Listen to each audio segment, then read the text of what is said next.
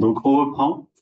Donc on était rendu là. Donc voici la question qu'on se pose. Donc on se demande vraiment comment la relocalisation de l'alimentation à l'échelle de Guadeloupe est capable d'atténuer les impacts environnementaux de l'alimentation guadeloupéenne. Et donc pour répondre à cette question, on a construit des scénarios. Donc les scénarios, si vous vous souvenez bien, dans la présentation de Sophie Droguet, j'ai repris donc deux de ces scénarios. Donc le premier, l'observer, donc qui est une représentation enfin, le plus fidèle de la réalité possible. C'est vraiment la situation de référence à laquelle on va comparer les autres scénarios. Le deuxième scénario qu'on a appelé Reloc, donc c'est un scénario où le régime alimentaire des Guadeloupéens, la diète guadeloupéenne moyenne ne change pas, mais la Guadeloupe devient autonome en fruits, en légumes, en ignames et en la moitié de sa viande bovine. Le scénario S2 qu'on a appelé Nutri, donc en haut à gauche, non, qu'on a appelé pardon, ouais, le troisième scénario qu'on a appelé Nutri, c'est un scénario donc là où on utilise les modèles de diète qu'on vous a présentés plus tôt et du coup le régime alimentaire des Guadeloupéens respecte les recommandations nutritionnelles. Et donc dans ce scénario-là, il n'y a pas d'objectif de relocalisation. Et dans le scénario Nutri plus Reloc, donc c'est exactement le même que le Nutri, mais dans le modèle, on a aussi mis des contraintes de relocalisation. Et donc, c'est celui où il y a une consommation d'aliments locaux qui est la plus élevée. Donc, voici les résultats de ces modèles. Donc là, c'est les structures de régime alimentaire pour les quatre scénarios. Donc, dans le scénario observé, dans le scénario Reloc, ils mangent la même chose. Donc, ça provient des données de l'enquête qui a été faite, donc l'enquête Canary. Donc, moi, je travaille en produits bruts. Je vais pas m'intéresser aux grammes par jour qui sont ingérés par les Guadeloupéens. Je m'intéresse aux produits qu'ils achètent en supermarché, on va dire les produits qu'on va appeler bruts. Donc ici, c'est des tonnes par an et non des grammes par jour, à l'échelle de la Guadeloupe. Donc ce qu'on note sur ces graphiques, c'est que en passant des scénarios observés et reloc au scénario Nutri, il y a une forte augmentation des céréales et des féculents. Donc ça, en fait, c'est une augmentation de la consommation de riz qui est derrière. Et ce qu'on voit, c'est que quand on passe au dernier scénario, scénario Nutri plus Reloc, il y a une augmentation très forte des tubercules locaux et donc notamment les ignames locales qui sont ici en cause. Voilà, et une consommation de viande qui reste assez élevée, comme ils l'ont expliqué tout à l'heure. Voilà, et donc ce que ça donne pour la répartition des surfaces agricoles, donc je vous le dis tout de suite, c'est des scénarios qui, pour certains, sont peu probables, mais on a essayé de créer des archétypes, des caricatures. En fait, on a poussé les curseurs au max pour voir s'il y avait un impact pour voir s'il y avait un effet sur les impacts environnementaux. L'idée, c'est de dessiner des tendances et pas forcément de décrire un futur possible ou ce genre de choses. Donc, ce qu'on voit sur le scénario observé, c'est la répartition des cultures. Donc, c'est comme actuel. Donc, il y a enfin, un peu moins de deux tiers des surfaces qui est destinée à l'export, donc banane plus canne à sucre. En reloc, on relocalise surtout donc la production de viande bovine. Donc ici, c'est du bovin au piquet, donc qui consomme beaucoup d'hectares pour produire 1 kilo de viande. Donc en scénario Nutri, il y a une grosse part des aliments qui sont importés. Donc forcément, il y a de la place pour faire de la culture d'export. Et donc en Nutri plus Reloc, on a essayé vraiment de aller au maximum de la SAU qui était disponible en Guadeloupe. Et donc on utilise la surface agricole que pour des productions qui nourrissent les Guadeloupéens. Donc évidemment beaucoup de maraîchage miel et beaucoup de bovins. Et voilà. Et donc ce qu'on obtient ici, donc en masse, en tonnes, la part d'alimentation issue d'aliments locaux. Et donc vous voyez que même en essayant de prendre beaucoup de la SAU, on arrive, on va dire que entre guillemets, à 60% d'aliments locaux. Voilà. Et donc comme on a commencé à en parler tout à l'heure, moi ce que je vais utiliser, c'est donc une méthode d'évaluation des impacts environnementaux qui s'appelle l'ACV. Donc l'ACV, on va dire qu'elle a trois principaux piliers. Déjà, c'est une approche fonctionnelle, donc on va comparer des scénarios à la fonction qui rend au service qui rend au territoire. Donc et donc c'est très important que le service soit le même pour chacun des scénarios, on les compare sur une base équivalente.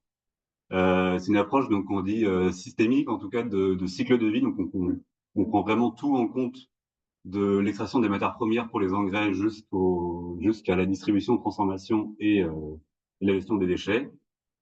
Et c'est une approche multicritère, donc on ne raisonne pas que sur le bilan carbone ou que sur la gestion de l'eau. Il y a 16 indicateurs environnementaux, on y reviendra. Voilà.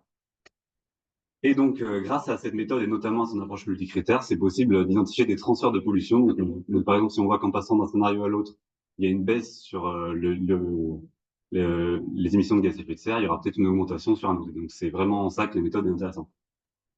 Et donc, c'est une méthode qui est en 4 phases. Donc, je vais vous les détailler tout au long de la présentation. La première phase, donc, on définit les scénarios qu'on va étudier. Donc là, je viens de vous le faire. On définit l'unité fonctionnelle et les frontières du système. Donc nous, on a choisi vraiment d'étudier l'alimentation des Guadeloupéens et pas de prendre en compte d'autres services que pourrait rendre l'agriculture en Guadeloupe. Et donc, notre unité fonctionnelle, ça va être nourrir la population guadeloupéenne pendant un an. Et les frontières de notre système, donc on a choisi de partir du début, donc de l'amont de l'agricole, on va dire tout ce qui est production des fertilisants, les plantes, les bâtiments, les tracteurs, etc. Les les productions locales de la Guadeloupe qu'on a considérées sont listées ici. Donc, il y en a un certain nombre. Et le système agroalimentaire local, donc la transformation, le conditionnement, la distribution, la transformation de la canne, très important. Et donc, évidemment, tous les produits importés. Et nous, on s'arrête vraiment on va dire, au supermarché. On compte pas les pratiques alimentaires domestiques, les pratiques de cuisson, le transport qui est fait pour les achats alimentaires, etc. Nous, on s'arrête au supermarché. Et donc, une fois qu'on a fait ça, on passe donc à la phase d'inventaire du cycle de vie, qui est une phase très importante et assez longue, qui est de quantifier l'ensemble des flux de matière et d'énergie qui sont consommés et émis par notre système. Donc, c'est là qu'on va compter toute l'énergie qu'il nous faut pour produire cette alimentation et tout ce qu'elle rejette dans l'environnement, dans le milieu naturel. Et donc, pour faire ça, on a vraiment eu à cœur de adapter nos outils au contexte guadeloupéen. Et donc pour les données de production agricole, on s'est beaucoup appuyé sur ce que fait l'UR-Astro depuis longtemps, notamment les enquêtes qu'ils ont menées auprès des agriculteurs locaux. Et donc, c'est pour ça qu'on a réussi à avoir des itinéraires techniques qui nous permettent de modéliser, d'un point de vue environnemental, l'ensemble des productions agricoles locales. Et donc, quand on a commencé à en parler tout à l'heure aussi, on a utilisé pour la partie agroalimentaire, on va dire, pour l'aval, la base de données Agribalise adaptée au contexte des drones. Et donc là, toute l'énergie, par exemple, toute l'électricité qui est consommée de la transformation à distribution est faite avec le mix énergétique de la Guadeloupe. Évidemment, le transport des produits importés est pris en compte, si c'est par avion, si c'est par bateau, etc. etc. Voilà. Et donc, une fois qu'on a donc quantifié toutes ces émissions et toutes ces consommations, on passe à une phase d'évaluation des impacts. Donc ça, c'est une phase un peu plus, on va dire, qui décrit des phénomènes physiques. Parce qu'en fait, on essaye de traduire toutes les substances qu'on a quantifiées en indicateurs environnementaux. Donc, quels effets elles ont dans le milieu. Et donc ça, sur beaucoup d'indicateurs, donc qui sont relatifs au changement climatique, à la qualité des écosystèmes, à l'épuisement des ressources, etc., etc. Je vais pas tous vous les lister. Et donc, on obtient des résultats. Et donc, ces résultats, on va essayer de les analyser ensemble, donc au moins une petite partie, et de fournir des recommandations, en tout cas des choses marquantes. Donc déjà, des premières choses qu'on observe, c'est que donc c'est la répartition de l'impact sur le changement climatique de régime alimentaire guadeloupéen actuel. Et on trouve un état de 2,4 tonnes de CO2 équivalent par personne par an. Et c'est en fait très proche de ce qu'on retrouve en métropole.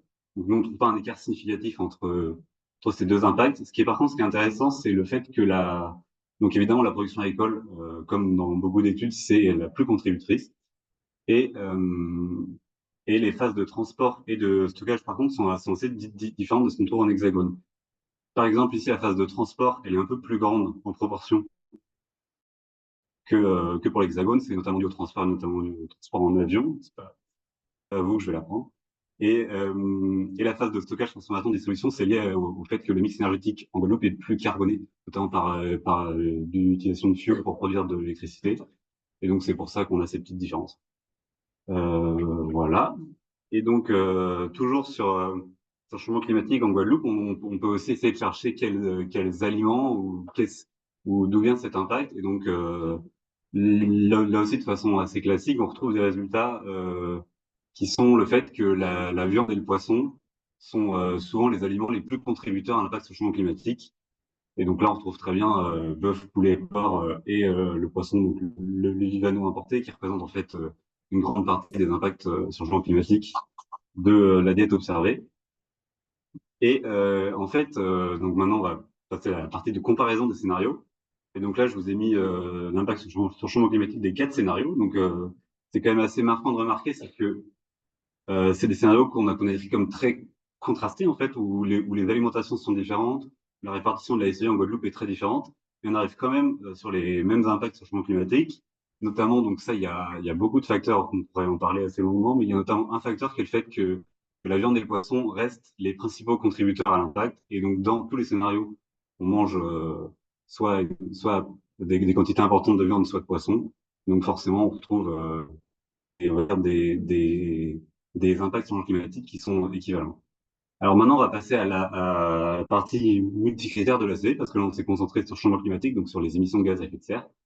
Mais on peut parler donc de l'ensemble des indicateurs environnementaux. Donc, je sais, il y en a beaucoup.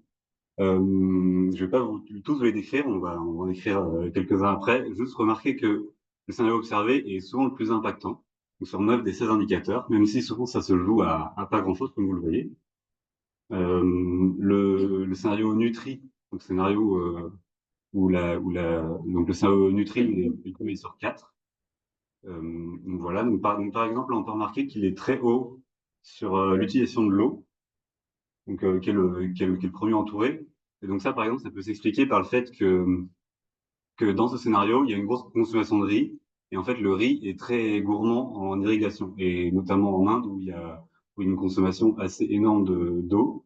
Et donc ça, c'est lié à la riziculture intensive, bien évidemment. Et donc, en ce qui concerne les scénarios de relocalisation, ils sont en tête sur seulement euh, 3 des 16 indicateurs. Mais par exemple, quand ils sont en tête sur l'eutrophisation en eau douce, donc l'eutrophisation en eau douce, ça exprime l'excès de nutriments, notamment de nutriments en phosphore dans les milieux aquatiques d'eau douce, donc les rivières et les lacs. Et donc ça, c'est souvent lié à l'agriculture qui a besoin d'engrais phosphatés pour faire pousser des plantes. Et donc ici, en fait, c'est la production d'igname locale qui est en cause, parce que c'est une culture où il y a relativement beaucoup d'engrais au phosphore qui est utilisé. Et le phosphore est une molécule qui ruisselle assez bien. Et donc, dans des milieux où il y a beaucoup de précipitations comme la Guadeloupe, le phosphore se retrouve assez rapidement dans les rivières. Donc voilà. C'est pour ça que eux, ils arrivent en tête sur cet indicateur-là. Et donc, les scénarios de relocalisation arrivent aussi en tête sur l'utilisation des terres. Donc ça, c'est plus simple à comprendre. C'est le fait que l'élevage bovin, qui est assez présent dans ces scénarios, demande beaucoup d'espace pour produire 1 kilo de viande. Et donc, forcément, ils arrivent plus haut. Voilà, donc je vais passer à ma conclusion. Donc, on a du mal à montrer avec cette étude que la relocalisation telle qu'elle est considérée ici diminue l'impact environnemental de l'alimentation guadeloupéenne. Selon les indicateurs, en fait, on a des effets contrastés. Le scénario de Nutri plus Reloc peut avoir un impact très faible sur la consommation d'eau, mais aussi très fort sur la consommation de terre. Et donc, euh, et donc voilà, on voit bien qu'ici, il y a un transfert de pollution entre ces deux catégories. Pour tous les scénarios, ce sont les mêmes aliments qui, même s'ils ne sont pas consommés dans la même quantité, sont les plus gros contributeurs à l'impact sur de nombreuses catégories. Donc ça montre que la végétalisation de l'assiette, c'est aussi un levier essentiel pour réduire les impacts environnementaux.